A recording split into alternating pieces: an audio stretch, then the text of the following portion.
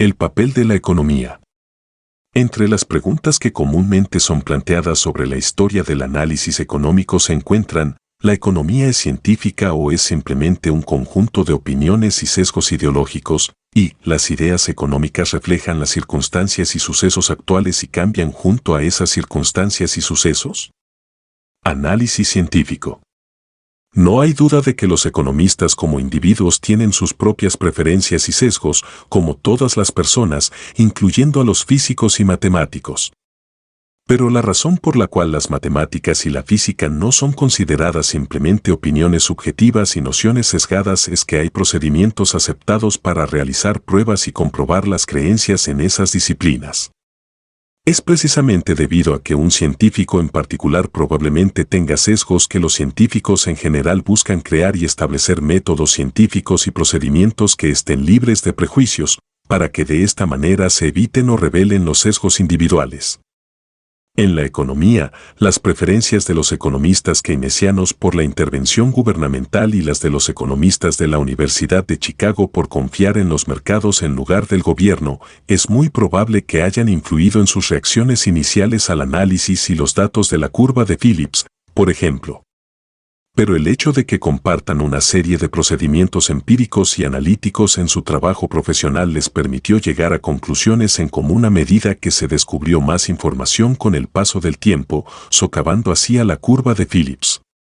Las controversias han azotado a las ciencias, pero lo que hace científico a un campo en particular no es la unanimidad automática sobre un grupo de temas en particular, sino un conjunto de procedimientos comúnmente aceptados para resolver las diferencias sobre los temas cuando existe información suficiente disponible. La teoría de la relatividad de Einstein no fue aceptada ampliamente por la mayoría de los físicos desde un principio, ni el mismo Einstein deseaba que así lo fuera sin antes someterla a algunas pruebas empíricas. Cuando el comportamiento de la luz durante un eclipse de sol arrojó pruebas sobre su teoría, los inesperados resultados convencieron a los demás científicos de que estaba en lo correcto.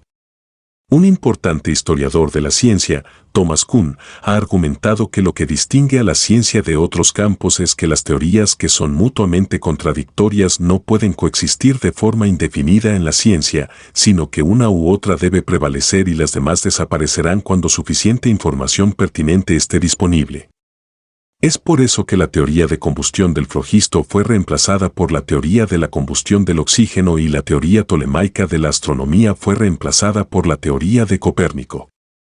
Sin embargo, la historia de las ideologías es muy diferente a la historia de la ciencia. Ideologías mutuamente contradictorias pueden coexistir durante siglos sin que exista una resolución de sus diferencias en el horizonte o que incluso se considere que una sea viable.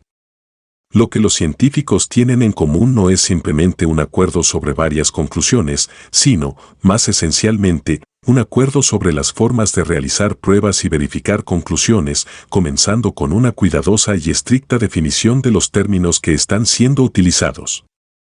La importancia crucial de las definiciones en la economía ha sido demostrada, por ejemplo, por las falacias resultantes cuando las discusiones populares sobre políticas económicas usan vagos términos como salarios, para referirse a cosas tan diferentes como tasas salariales por unidades de tiempo, ingresos agregados de los trabajadores, y costes de mano de obra por unidad de producción. 55, como se observó en el capítulo 20, un país próspero con tasas salariales más altas por unidad de tiempo. Puede que tenga costes de mano de obra por unidad producida más bajos que un país del tercer mundo donde los salarios de los trabajadores son mucho más bajos.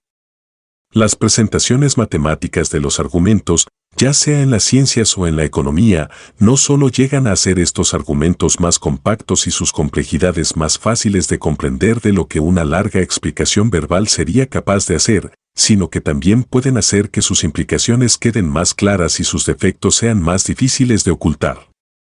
Por ejemplo, cuando estaba preparando un trascendental artículo académico sobre economía en 1931, uno que se volvió a publicar varias veces en décadas posteriores, el profesor Jacob Weiner de la Universidad de Chicago instruyó a un delineante sobre cómo quería que ciertas complejas curvas de costes se reflejasen en gráficos.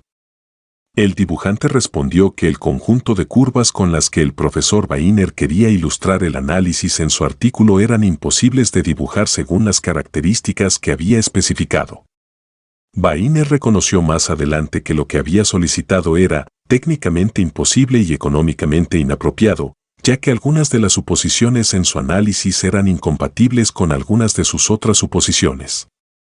Este defecto se volvió claro en una presentación matemática del argumento, mientras que las suposiciones incompatibles entre sí pueden coexistir de forma indefinida en una presentación retórica imprecisa.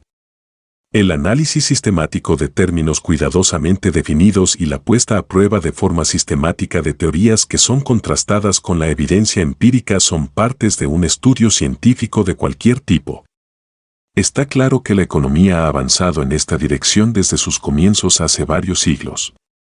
Sin embargo, la economía es científica solo en el sentido de tener algunos de los procedimientos de la ciencia. Pero la inhabilidad de poder realizar experimentos controlados evita que sus teorías tengan la misma precisión y respetabilidad que es comúnmente asociada con las ciencias.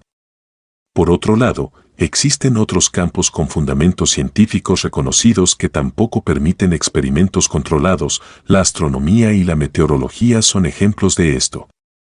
Más aún, existen varios niveles de precisión entre estos campos.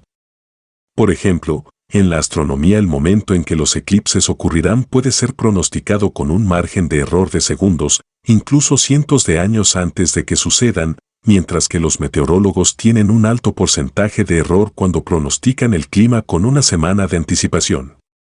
Pese a que nadie cuestiona los principios científicos de la física sobre los que se basa el pronóstico del clima, la incertidumbre sobre cómo la numerosa combinación de factores actuará en conjunto en un lugar en particular o en un día en particular hacen que pronosticar un evento en un lugar en particular en un día específico sea mucho más arriesgado que predecir cómo interactuarán estos factores si efectivamente lo hicieran en conjunto. Presumiblemente, si un meteorólogo supiera con anticipación exactamente cuándo una masa de aire cálido y cargado de humedad que viaja hacia el norte por el Golfo de México se va a encontrar con una masa de aire frío y seco que se mueve hacia el sur desde Canadá, ese meteorólogo podría predecir lluvia o nieve en St. Louis con un cierto grado de certeza, ya que esto implicaría una simple aplicación de los principios de la física a estas situaciones en particular. No son esos principios los que son inciertos, sino todas las variables cuyo comportamiento determinará cuáles de esos principios se aplican en qué lugar en particular y en qué momento específico.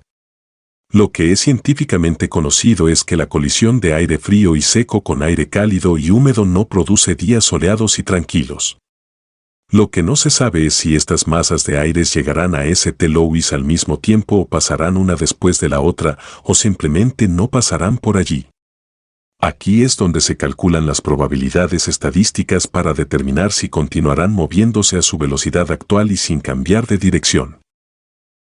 En principio, la economía es muy parecida a la meteorología. No ha habido ningún ejemplo en la historia de la humanidad en el cual un gobierno haya aumentado la oferta monetaria por 10 en un año sin que los precios hayan subido. Tampoco nadie esperaría lo contrario. Los efectos de los controles de precios en la creación de escasez, mercados negros, caída en la calidad de los productos y una reducción de servicios auxiliares también han sido sorprendentemente similares, ya sea en el Imperio Romano bajo Diocleciano, en París durante la Revolución Francesa o en el mercado de las viviendas en Nueva York bajo los controles de alquiler hoy en día. Tampoco ha habido ninguna diferencia fundamental si el precio que se controlaba era el de la vivienda, los alimentos o el servicio de salud. Las controversias entre los economistas son noticia, pero eso no quiere decir que no haya principios establecidos en este campo, de la misma manera que las controversias entre científicos no quieren decir, de ninguna forma, que no existen principios establecidos en la física o la química. En ambos casos, estas controversias pocas veces implican la predicción de lo que sucedería bajo ciertas circunstancias, sino más bien el pronóstico de lo que de hecho sucederá bajo circunstancias que no pueden ser previstas del todo. En resumen, estas controversias normalmente implican un desacuerdo sobre los principios fundamentales del campo. El desacuerdo es, por lo general, sobre cómo todas las tendencias y condiciones convergerán para Determinar cuál de esos principios se aplicará o predominará en un conjunto particular de circunstancias. Entre las muchas objeciones que se hacen en contra de la economía están las de que es simplista o que presume de demasiado egoísmo y racionalidad materialista o que las suposiciones detrás de sus análisis y predicciones no son una descripción correcta del mundo real. Algunos de los problemas en decir que algo es simplista ya han sido abordados en el capítulo 4. En el término también se encuentra implícito que una explicación en particular no es solamente simple, sino muy simple. Esto plantea una pregunta: ¿muy simple para qué? Si los hechos coherentemente resultan coherentemente de la manera en que la explicación los predice, entonces evidentemente no ha sido muy simple para su propósito, en especial si los hechos no resultan según lo que una explicación más compleja o una que suene más convincente predijo. En resumen, el hecho de que una explicación en particular sea muy simple o no es una pregunta empírica que no puede ser decidida con antelación según lo convincente, compleja o tan matizada que pareciera una explicación, sino que solo puede determinarse tras examinar las pruebas concretas o en qué medida resultan precisas las predicciones. Un intento relacionado para determinar la validez de una teoría según lo convincente que parezca, en lugar de cómo se comporta cuando se somete a prueba, es la crítica de que el análisis económico caracteriza a las acciones y pensamientos de las personas de maneras en las que la mayoría no actuaría o pensaría. Pero la economía trata al fin y al cabo con resultados sistémicos, no con intenciones personales. Los economistas en ambos extremos del espectro ideológico han comprendido esto. Karl Marx dijo que los capitalistas bajan sus precios cuando los avances tecnológicos bajan sus costes de producción, no porque deseen hacerlo, sino porque la competencia en el mercado los obliga a hacerlo. De igual manera, Adam Smith dijo que los beneficios de una economía competitiva de mercado no son parte de las intenciones de los capitalistas.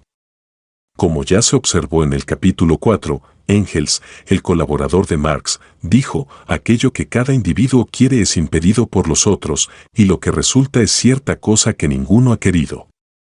Es, lo que resulta, lo que la economía trata de predecir y su éxito o fracaso es medido por eso, no según lo convincente que su análisis parezca en un principio. El sesgo personal es otro problema importante que ha sido puesto sobre el tapete desde hace mucho sobre la economía y su pretensión de ser considerada como una ciencia.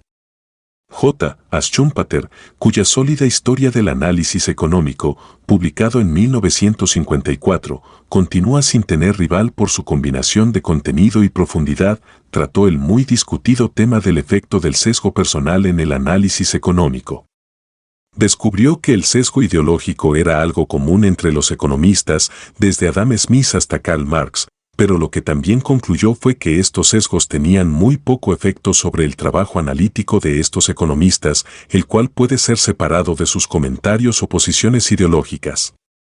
También en un artículo de una publicación académica, Schumpeter habló sobre Adam Smith en particular. En el caso de Adam Smith lo interesante no es, de hecho, la ausencia de un sesgo ideológico, sino más bien lo inofensivo del mismo.